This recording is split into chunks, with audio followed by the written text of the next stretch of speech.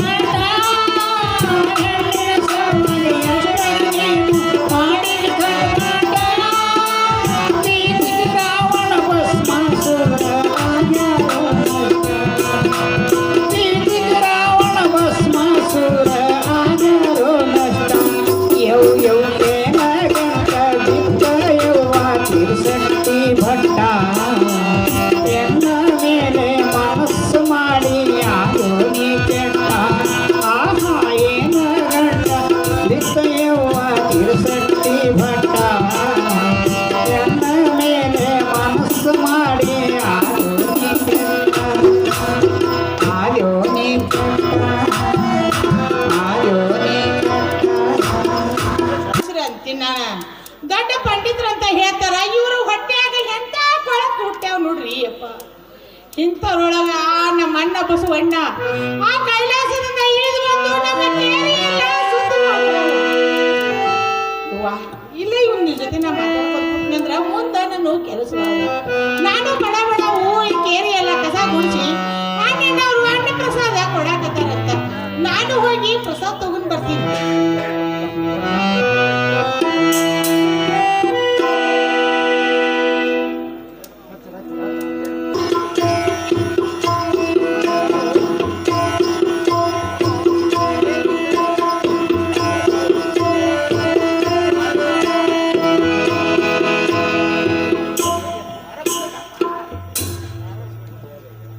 ಬಂಧುಗಳೇ, ಭಕ್ತಿ ಭಂಡಾರಿ ಬಸವಣ್ಣನವರು ಎಂಥ ಪುಣ್ಯಮೂರ್ತಿಗಳು. ಜಗತ್ತಿನಲ್ಲಿ ಒಂದೇ ಧರ್ಮ, ಒಬ್ಬನೇ ದೇವರು, ಸರ್ವ ಧರ್ಮಗಳನ್ನು ಒಂದುಗೂಡಿಸಿ ಸರ್ವರಿಗೂ ಮುಕ್ತಿ ಮಾರ್ಗವನ್ನು ತೋರಿಸುವ ಮಹಾವಿಭೂತಿಗಳು. ಒಲೆಯ ಹಾರುವರೆಂಬ ಭೇದವನ್ನು ನಡೆಸಿ ಮೇಲು ಕೀಳು ಎಂಬ ಕಲ್ಪನೆಗಳಿಗೆ ಕಿತ್ತು ಹಾಕಿ ಕುಲ ಜಾತಿಗಳು ಕಲ್ಪತ್ತೆಯನ್ನುವ ಮಾನವಗಳು ಅಲ್ಲದೆ ಹೊಲಿಯರಾದ ನಮಗೆ ಸತ್ಯ ಅಹಿಂಸೆಯನ್ನು ಬೋಧಿಸಿ ನಮ್ಮನ್ನು ಮನುಷ್ಯನಾಗಿ ಮಾಡಿದ್ದಾರೆ. ಈ ಜಗತ್ತಿನ ಡಂಬಾಚಾರವನ್ನು ಕಂಡು ಬಸವಣ್ಣನವರು ಏನನ್ನುತ್ತಾರೆ? ಆ ಮಹಾತ್ಮರು ಹೀಗೆ ನುಡಿದು ಸತ್ಯ ಮಿಥ್ಯೆಗಳ ಸ್ವರೂಪವನ್ನು ತಿಳಿಸಿದ್ದಾರೆ. ಅವರ ನಡೆಯಲ್ಲಿ ನೀತಿ ಇದೆ, ನುಡಿಯಲ್ಲಿ ಪ್ರೀತಿ ಇದೆ.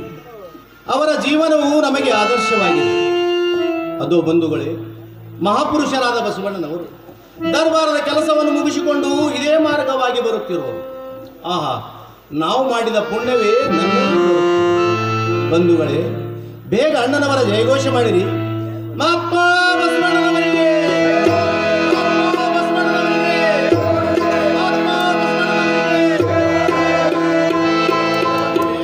ಶರಣಂದ ಬಸವೇಶ.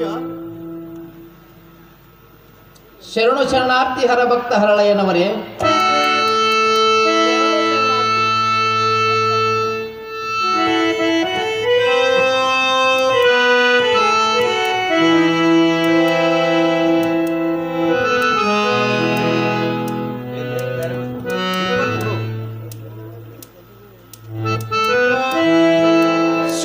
ಶರಣಾರ್ಥಿ.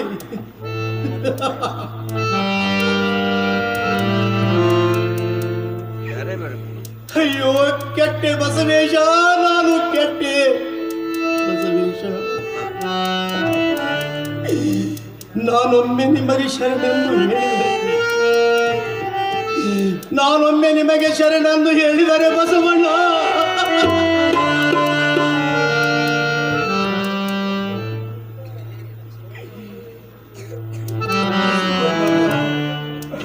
ನನಗಿಂತ ಒಂದು ಶರಣು ಹೆಚ್ಚು ಹೇಳಿ ನನ್ನನ್ನು ಪಾಪ ಕೂಪದಲ್ಲಿ ನೂಕಿದೆಯಾ ತಂದೆ ಬಸವಣ್ಣ. ಈ ಪಾಪವನ್ನು ಹೇಗೆ ಕಳೆದುಕೊಳ್ಳಲಿ? ಈ ಭಾರವನ್ನು ಹೇಗೆ ಹೊತ್ತುಕೊಳ್ಳಲಿ? ನಾನೆಲ್ಲಿಗೆ ಹೋಗಲಿ? ಯಾರ ಮೊರೆ ಹೋಗಲಿ ಬಸವಣ್ಣ? ಅಯ್ಯೋ ಅಯ್ಯೋ, ತಾಯಿಯನ್ನು ಕಳೆದುಕೊಂಡ ಗೋವಿನ ಕರುವಿನಂತೆ ಬಳಲುತ್ತಿರುವ ನನಗೆ ಬಸವಣ್ಣ ಬಸವಣ್ಣ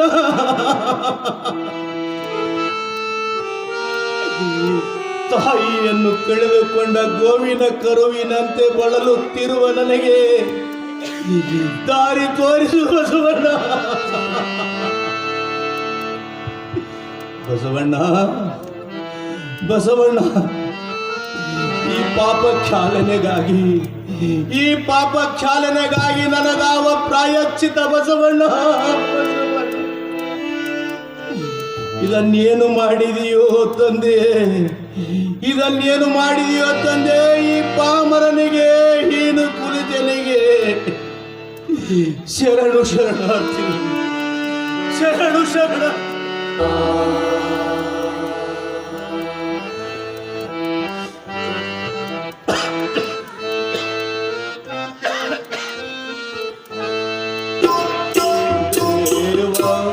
ಸಂಕಟ ಪರಿಹರಿಸೋ ದೇವಾ, ಸಂಕಟ ಪರಿಹರಿಸೋ ಬಾಳ ದೋಣಿ ನೀ ಸಾಗಿಸೋ, ಬಾಳ ಡೋಣಿ ನೀ ಸಾಗಿಸೋ ದೇವಾ, ಸಂಕಟ ಪರಿಹರಿಸೋ.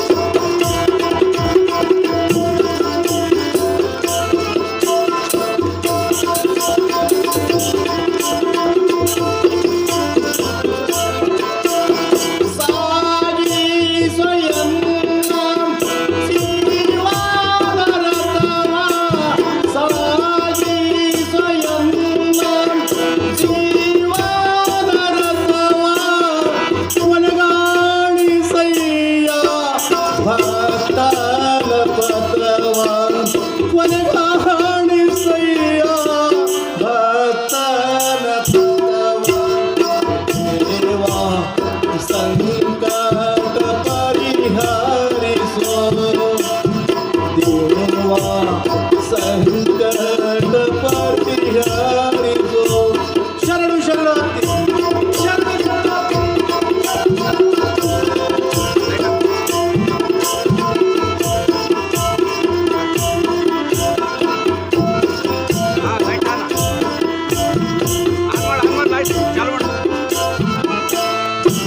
ಶರಣು ಶರಣಾರ್ಥಿ. ಹರಭಕ್ತ ಹರಳೆಯನವರಿಗೆ ಶರಣು ಶರಣಾರ್ಥಿ.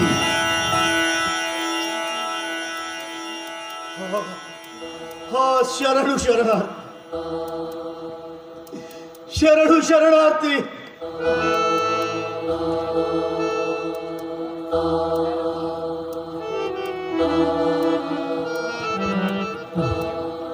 ಸ್ವಾಮಿ, ಏನಾಗಿರುವುದು?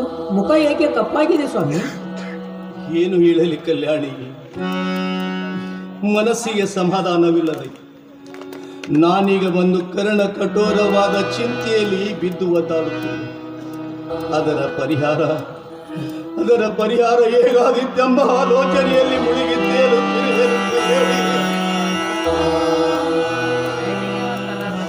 ಹೇಳಿ, ಏನಾಗಿದೆ ಸ್ವಾಮಿ? ಏನು ಹೇಳಲಿ ಕಲ್ಯಾಣಿ, ಮನಸ್ಸಿಗೆ ಸಮಾಧಾನವಿಲ್ಲದಾಗಿದೆ. ಅಯ್ಯೋ ಅಯ್ಯೋ, ಶರಣು ಶರಣಾರ್ಥಿ.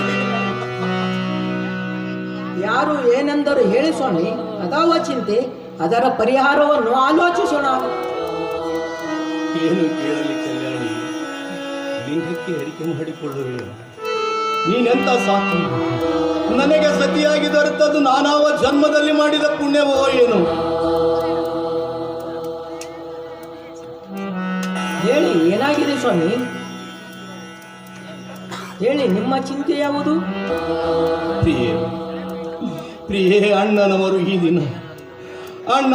ದಿನ ಸಭೆಯ ಕಾರ್ಯವನ್ನು ಮುಗಿಸಿ ರಾಜಬೀದಿಯಲ್ಲಿ ಬರುತ್ತಿರುವಾಗ ನಾನೊಮ್ಮೆ ಅವರಿಗೆ ಕಹಿ ಮುಗಿದು ಶರಣೆಂದು ಹೇಳಿದೆನು ಕಲ್ಯಾಣಿ. ಅವರು ಶಿವಭಕ್ತ ಶಿವಶರಣ ಹರಳಯ್ಯನವರಿಗೆ ಶರಣು ಶರಣಾರ್ಥಿ ಎಂದು ಹೇಳಿ ನನಗಿಂತ ಒಂದು ಶರಣು ಹೆಚ್ಚು ಹೇಳಿ ನನ್ನನ್ನು ಪಾಪ ಕೂಪದಲ್ಲಿ ನೂಕಿದರು ಕಲ್ಯಾಣಿ. ನೀನೆನ್ನ ಮಡದಿ, ನನ್ನ ಸಂಸಾರ ಸುಖ ದುಃಖ ಸಮಭಾಗಿನಿ. ಗಂಡ ಹೆಂಡರಾದ ನಮ್ಮ ಸಂಸಾರದಲ್ಲಿ ಒಬ್ಬರು ತಪ್ಪು ಮಾಡಿದರೆ ತಿದ್ದಿಕೊಂಡು ಸಂಸಾರದಲ್ಲಿ ಸದ್ಗತಿ ಪಡೆಯುವುದಲ್ಲವೇ ಕಲ್ಯಾಣಿ? ಕಲ್ಯಾಣಿ, ನನಗೆ ಬಂದ ಪಾಪ ನಿನಗೆ ಬಾರದೆ ಕಲ್ಯಾಣಿ, ನಿನಗೆ ಬಾರದೆ. ಕಲ್ಯಾಣಿ, ಈ ಬಗ್ಗೆ ದಿಕ್ಕು ಕಾಣದ ನನಗೆ, ಈ ಬಗ್ಗೆ ದಿಕ್ಕು ಕಾಣದ ನನಗೆ ದಾರಿ ತೋರಿಸು ಕಲ್ಯಾಣಿ, ದಾರಿ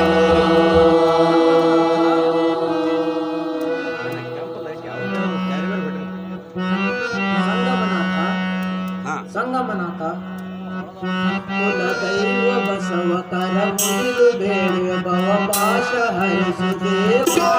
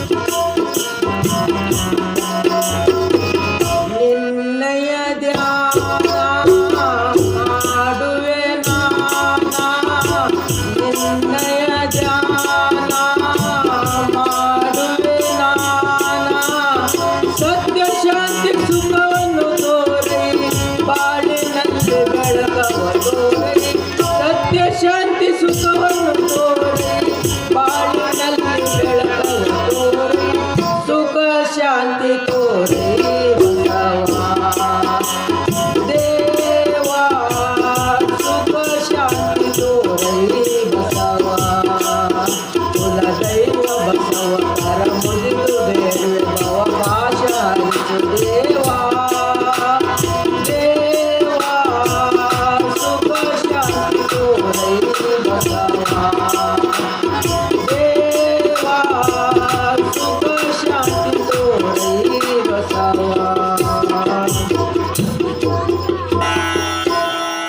ಸ್ವಾಮಿ, ಪಾಪ ಕಡೆಯಾಗಾಣ ಉಪಾಯ ತಿಳಿಯಿತು ಸ್ವಾಮಿ.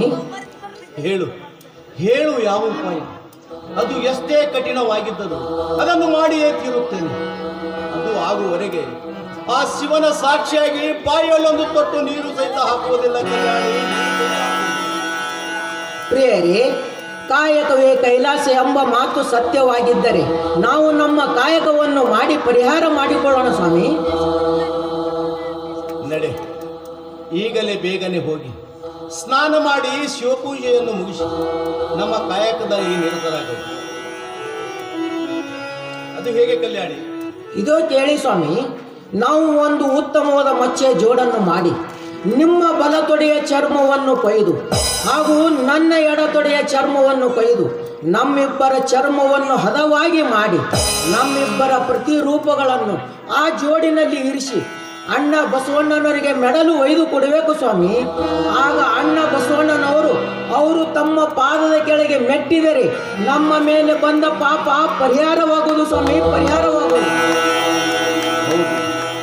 ಹಾಗೆ ಮಾಡಿದಲ್ಲಿ ನಾವು ಅವರ ಪಾದ ಕೆಳಗಾಗುತ್ತೇವೆ. ನಡೆ, ಈಗಲೇ ಬೇಗನೆ ಹೋಗಿ ಸ್ನಾನ ಮಾಡಿ ಶಿವಪೂಜೆಯನ್ನು ಮುಗಿಸಿ ನಮ್ಮ ಕಾಯಕದಲ್ಲಿ ನಿರತರಾಗುವುದು. ಆಗಲಿ ಸ್ವಾಮಿ, ನಡೆಯಿರಿ. ಬಸವೇಶ ಬಸವೇಶ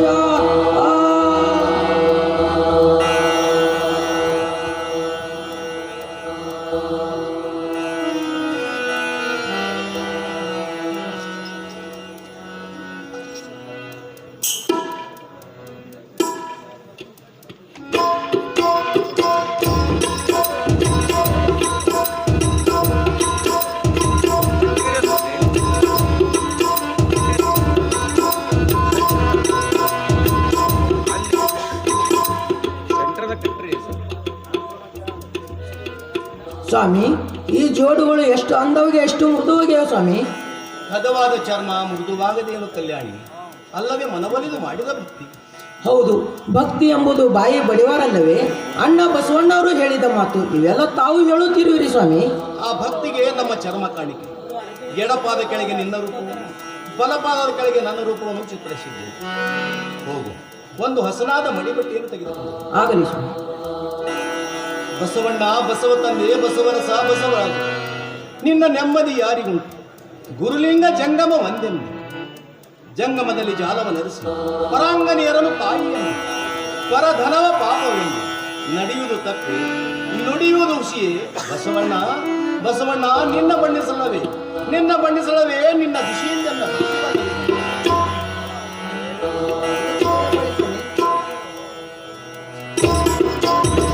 ಕಲ್ಯಾಣಿ, ಇವುಗಳನ್ನು ಶ್ರೀ ಗುರು ಬಸವರಾಜರಿಗೆ ಮುಟ್ಟಿಸಿ ಬರುತ್ತೇನೆ. ಆಗಲಿ ಸ್ವಾಮಿ, ಹೋಗಿ ಬನ್ನಿ.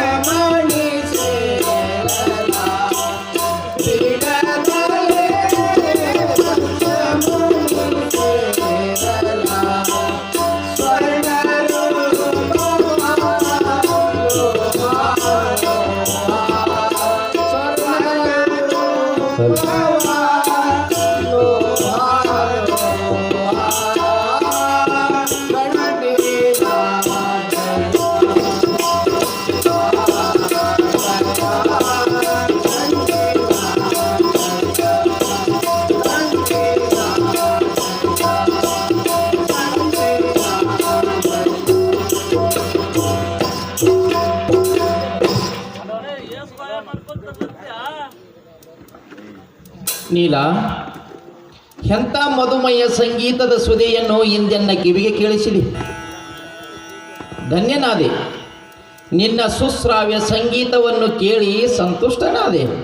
ಸ್ವಾಮಿ, ನನ್ನ ಸಂಗೀತ ಸವಿಯಾಗಲು ತಮ್ಮ ವಚನಾಮೃತವನ್ನು ಬೆರೆತಿರುವುದೇ ಕಾರಣ. ಆ ವಚನದಲ್ಲಿ ದೇವರನ್ನು ಬಿಟ್ಟು ಯಾರನ್ನೂ ಬೇಡಬಾರದೆಂದು ಭಕ್ತಿ ಭಾವ ತುಂಬುತ್ತಿದೆ ಸ್ವಾಮಿ. ನಿಜ ನೀಲ, ನಿನ್ನಂಥ ಭಕ್ತಿವಂತೆಯೂ ನೀನೇ. ಸ್ವಾಮಿ, ನಿಮ್ಮನ್ನು ಪಡೆದ ಭಾಗ್ಯವಂತೆಯೂ ನಾನೇ. ನೀಲ, ನಾನು ದಿನಾಲು ಬರುವುದು ಹೊತ್ತಾಗಿ ನಿನ್ನ ನಿದ್ರೆ ಕೆಡುವುದು. ಸ್ವಾಮಿ, ನಿಮ್ಮ ನಿರೀಕ್ಷಣೆಯಲ್ಲಿ ನನಗೆ ನಿದ್ರೆಯೂ ಬರುವುದಿಲ್ಲ. ಹಗಲಿರೋ ಲೋಕಹಿತ ಚಿಂತನೆಯಲ್ಲಿ ನಿಮಗಾದರೂ ನಿದ್ರೆ ಎಲ್ಲಿದೆ ಸ್ವಾಮಿ? ನಿಜ ನೀಲ, ನಾವಿನ್ನು ಸುಖವಾಗಿ ನಿದ್ರಿಸುವಂತೆ ಆ ಸಂಗಮನಾಥನು ಅನುಗ್ರಹಿಸಿದ್ದಾನೆ. ಮಾನವ ಕುಲದ ಉದ್ಧಾರಕ್ಕಾಗಿ ಕಲ್ಯಾಣದಲ್ಲಿ ಅನುಭವ ಮಂಟಪವನ್ನು ಸ್ಥಾಪಿಸಿ ಶೂನ್ಯ ಸಿಂಹಾಸನವನ್ನು ರಚಿಸಿದಾಗಿದೆ. ಲೋಕವನ್ನು ದುರ್ಗತಿಗೀಡು ಮಾಡುತ್ತಿರುವ ಕುಲ, ಛಲ, ಕೀಳು, ಮೇಲು, ಬಡವ, ಬಲ್ಲಿದ, ಸ್ಪರ್ಶವೆಂಬ ಭೇದವನ್ನು ಕಿತ್ತಿ ಹಾಕಿ ಸತ್ಯ ಧರ್ಮ ನ್ಯಾಯ ನೀತಿಗಳನ್ನು ಬೋಧಿಸಿ ಲೋಕ ಉದ್ಧಾರ ಮಾಡುವುದಕ್ಕಾಗಿ ಇಂದು ನಾಳೆ ಇಷ್ಟರಲ್ಲಿಯೇ ಅಲ್ಲಮ ಪ್ರಭುವಿನ ಆಗಮನವಾಗುವುದು. ನೀಲ, ನಾವಿನ್ನು ಸೇವೆಯಲ್ಲಿ ನಿರತರಾಗಬೇಕು. ಸ್ವಾಮಿ, ಅನುಭವ ಮಂಟಪದಲ್ಲಿ ಎಲ್ಲ ಜಾತಿಯರಿಗೂ ಪ್ರವೇಶ ಇರುವುದೇ? ನೀಲ, ಜಾತಿ ಎಂಬುದು ಕಲ್ಪಿತ. ಎಲ್ಲ ಧರ್ಮಗಳಿಗನುಗುಣವಾಗಿ ಸ್ಥಾಪಿಸಲ್ಪಡುವ ಅನುಭವ ಮಂಟಪದಲ್ಲಿ ಹೊಲೆಯ ಹಾರುವ ಬ್ರಾಹ್ಮಣ ಕ್ಷತ್ರಿಯ ಗಂಡಸು ಹೆಂಗಸು ಮೊದಲಾದ ಮಹಾನುಭಾವರಿಗೆ ಅವಕಾಶವಿದೆ. ಸ್ವಾಮಿ, ಸಂಗಮನಾಥ ನಿಮಗೆ ಬೇಡಿತನ್ನು ಕೊಟ್ಟಿದ್ದಾನೆ. ನಿಜ ನೀಲ, ಅವನನ್ನು ಬೇಡಿ ಪಡೆಯುವರಿಲ್ಲ. ಅವನಂತೆ ಕೊಡುವವರು ಯಾರಿದ್ದಾರೆ ಈ ಲೋಕದಲ್ಲಿ? ನಾರಾಯಣ ಬ್ರಾಹ್ಮಣನಾಗಿ ಬಂದು ಬಲಿಚಕ್ರವರ್ತಿಗೆ ಭೂಮಿಯನ್ನು ಬೇಡಿದ, ಕೊಟ್ಟ. ಭೂಮಿಯನ್ನು ಬಲಿ ಕೊಟ್ಟ ಸಿರಿಯಾಳ ಕೈಲಾಸ ಪಡೆದ. ಶಿವ ಜಂಗಮನಾಗಿ ಬಂದು ಸಿಂಧು ಬಲ್ಲಾಳನ ಮಡದಿಯ ಬೇಡಿದ, ಕೊಟ್ಟ. ಸಿಂಧು ಬಲ್ಲಾಳ ಶಿವಪದ ಪಡೆದ. ನೀಲ, ಕೊಡುವ ಬಡೆಯ ಬಡವನೇ. ಸ್ವಾಮಿ, ನನ್ನದೊಂದು ಹಂಬಲ. ಯಾವುದು? ಮಕ್ಕಳಿಂದ ಸಂಸಾರ ಸಂಪತ್ತು. ಹುಚ್ಚಿ, ನಿನಗೆ ಮಕ್ಕಳ ಆಸೆಯೇ? ಲೋಕದಲ್ಲಿ ಅಜ್ಜ, ಅನಾಥ, ಕುರುಡ, ಕುಂಟ, ರೋಗಿ, ಜೋಗಿ ಇವೆಲ್ಲ ನಿನ್ನ ಮಕ್ಕಳು. ಹೊಟ್ಟಿಗಿಲ್ಲದೆ ಬಳಲುತ್ತಿದ್ದಾರೆ. ಅವರಿಗೆಲ್ಲ ನೀನು ಮಹಾ ತಾಯಿಯಾಗು. ಆಗಲಿ ಸ್ವಾಮಿ. ನಿಜನಿಲ್ಲ, ಸತಿ ಭಕ್ತಿಗೆ ಪತಿಗೆ ಮುಕ್ತಿಗೆ ಹಾಲಿ. ಈ ವಿಷಯವನ್ನು ನಿನ್ನ ಅಕ್ಕ ತಂಗಿಯರಿಗೆ ಹೇಳು. ಹೋಗು, ಹೊತ್ತಾಗಿದೆ. ಪೂಜಾ ಸಾಮಗ್ರಿಗಳನ್ನು ಸಿದ್ಧಪಡಿಸು. ಎರವರ ಸಂಸಾರ ನೋಡಿ ಮರಿಯೊಳಗಾದ ನನ್ನನ್ನು ಕ್ಷಮಿಸಿ. ನನ್ನ ಬಾಳಿನ ರೊಚ್ಚಕ್ಕೆ ಪತಿಭಕ್ತಿ ಎಂಬ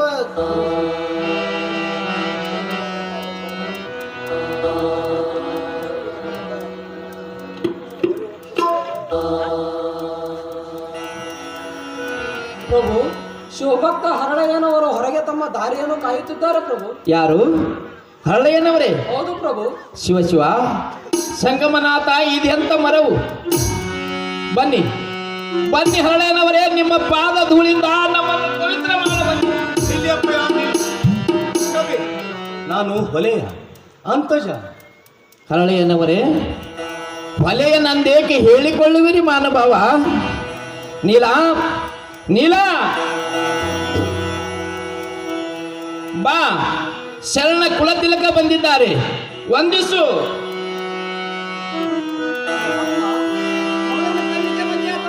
ಬೇಡ ತಾಯಿ, ಬೇಡ. ನಿಮ್ಮ ತಿಪ್ಪೆಯಲ್ಲಿ ಬಿದ್ದ ಕಸ ನಾನು. ಕಸವಲ್ಲ ತಂದೆ, ಕಸದಲ್ಲಿ ಮುಚ್ಚಿದ ಬಂಗಾರ. ಆಹಾ, ಕೆಸರಲ್ಲಿ ಬೆಳೆದ ಕಮಲ. ಹರಳೆಯನವರೇ, ಇದೇನು ತಮ್ಮ ಕೈಯಲ್ಲಿ? ತಮಗಾಗಿ ತಂದ ಜೋಡುಗಳು. ಇವನ್ನೇಕೆ ತಂದಿರುವಿರಿ? ಅಪ್ಪಯ್ಯ, ಪಾಪ ಕ್ಷಾಲನೆಗಾಗಿ. ಅದಾವ ಪಾಪ? ಅಪ್ಪಯ್ಯ, ಅಂದು ತಾವು ದರ್ಬಾರದ ಕೆಲಸವನ್ನು ಮುಗಿಸಿಕೊಂಡು ರಾಜ ಬೀದಿಯಲ್ಲಿ ಬರುತ್ತಿರುವಾಗ ನಾನೊಮ್ಮೆ ನಿಮಗೆ ಕೈ ಮುಗಿದು ಶರಣೆಂದು ಹೇಳಿದೆ. ಅದಕ್ಕೆ ನೀವು ಪ್ರತಿಯಾಗಿ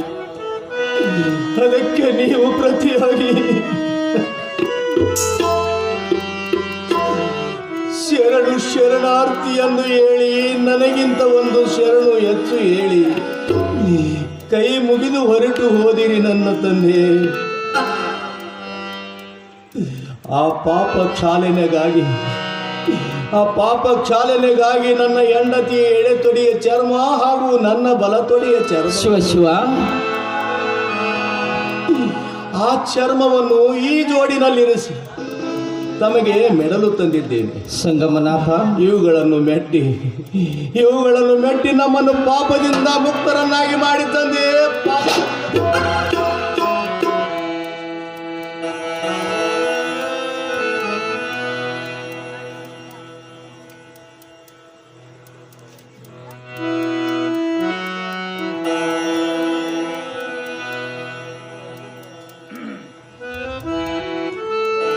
ನಿಮ್ಮ ಮನೆಯ ಪ್ರಸಾದವನ್ನುಂಡು ಧನ್ಯನಾದವನು ನಾನು. ಇದನ್ನೇನು ಮಾಡಿದಿರಿ ಹರಳೆಯನವರೇ? ನಾನು ಈ ನಿಮ್ಮ ಪವಿತ್ರ ಪಾದರಕ್ಷೆಗಳಿಗೆ ಸಮಾನನಲ್ಲ.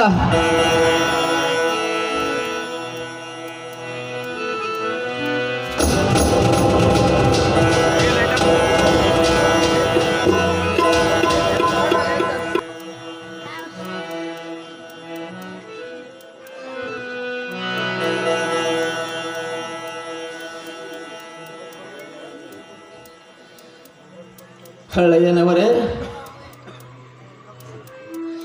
ಇದನ್ನೇನು ಮಾಡಿದ್ರಿ? ನಾನು ಈ ನಿಮ್ಮ ಪವಿತ್ರ ಪಾದರಕ್ಷೆಗಳಿಗೆ ಸಮಾನನೇ? ಇವು ನನಗೆ ಯೋಗ್ಯವಾದವುಗಳಲ್ಲ, ಆ ಸಂಗಮನಾಥನಿಗೆ ಸಲ್ಲತಕ್ಕವುಗಳು. ಆ ಸಂಗಮನಾಥನಿಗೆ ಸಲ್ಲಿದ ಈ ಪವಿತ್ರ ಪಾದರಕ್ಷೆಗಳು ಸದಾ ನನ್ನ ಮಸ್ತಕದಲ್ಲಿ.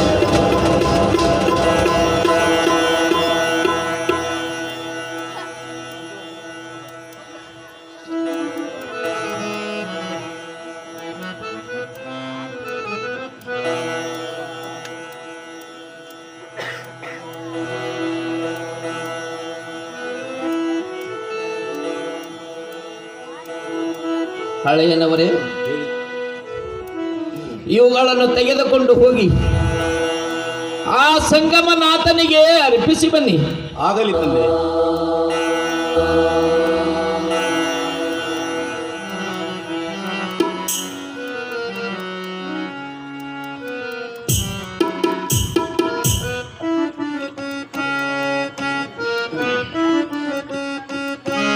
ನಲಿ ನಲಿದು ಬಾರೋ ಸಂಗಮೇಶ್ವರನೇ, ನಲಿ ನಲಿದು ಬಾರೋ ಸಂಗಮೇಶ್ವರನೇ, ಮುಕ್ತಿದಾತ ಪರಮ ಪುನೀತ, ಮುಕ್ತಿದಾತ ಪರಮ ಪುನೀತ, ತ್ರಿಶೂಲ ಡಮರು ಶಶಿ ಚಂದ್ರಧರನೇ, ಹರಿನಾರಿದು ಬಾರೋ ಸಂಗಮೇಶ್ವರನೇ, ನಲಿ ನಲಿದು ಬಾರೋ ಸಂಗಮೇಶ್ವರನೇ.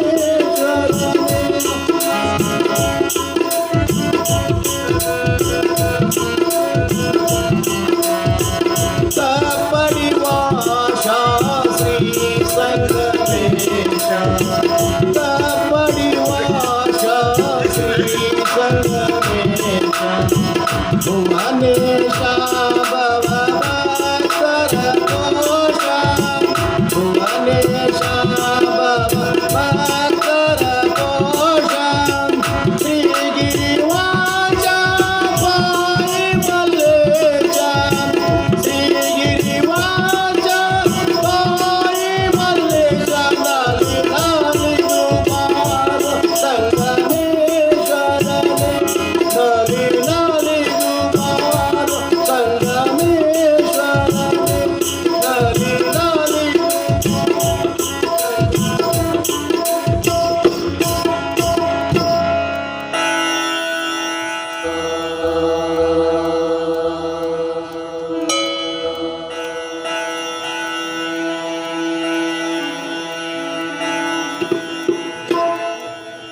ಇದೇನು ಇವರೇಕೆ ಹೀಗೆ ನಿಂತರು? ಇವರ ನಿತ್ಯ ಪೂಜೆ. ಸ್ವಾಮಿ, ಸ್ವಾಮಿ, ಸ್ವಾಮಿ,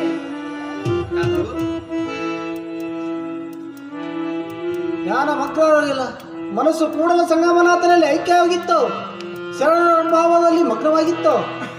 ನೀಲ, ಶರಣ ಶ್ರೇಷ್ಠರಾದ ಹಳೆಯನವರು ಹೋಗುವಾಗ ಸಂಗಮನಾಥನ ಗುಣಗಾನ ಮಾಡುತ್ತಾ ಹೋದರು. ಶಿವ ಶಿವ, ಎಂಥವರ ಭಕ್ತಿ! ಆ ಸಂಗಮನಾಥನಲ್ಲಿ ಮನವು ಬೆರೆತಿತ್ತು. ಆ ಆನಂದವು ಹೇಳತೀರದು ನೀಲ. ಸ್ವಾಮಿ, ಪೂಜಾ ಸಮಯವಿದೆ, ಒಳಗೆ ಬನ್ನಿ. ಆಯ್ತು.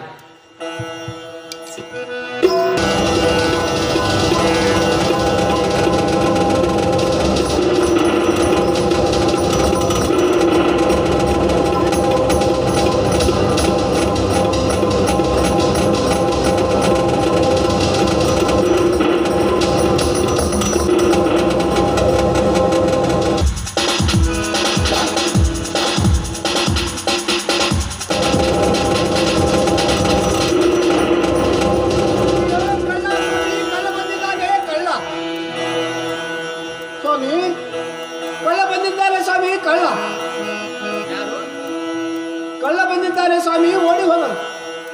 ಕಳ್ಳ ಬಂದನೆ, ಓಡಿ ಹೋದನೆ, ಹೋಗಲಿ ಬಿಡು. ಸ್ವಾಮಿ, ನನ್ನ ಆಭರಣ ತೆಗೆದುಕೊಂಡು ಓಡಿ ಹೋದನು. ಕೀಳಲಿ ಬಿಡಬಾರದೆ, ಅದಕ್ಕೇಕೆ ಇಷ್ಟು ಬಂಬಾಟ? ಸ್ವಾಮಿ, ನನ್ನ ಮಾಂಗಲ್ಯವನ್ನೇ ಕಿತ್ತುಕೊಂಡು ಓಡಿ ಹೋಗಿದ್ದಾನೆ ಸ್ವಾಮಿ. ನೀಲ, ಸಜೀವ ಮಾಂಗಲ್ಯವೇ ನಿನ್ನ ಮುಂದಿರಲು ಆ ನಿರ್ಜೀವ ತಾಳಿಗೇಕೆ ಚಿಂತಿಸುವಿ?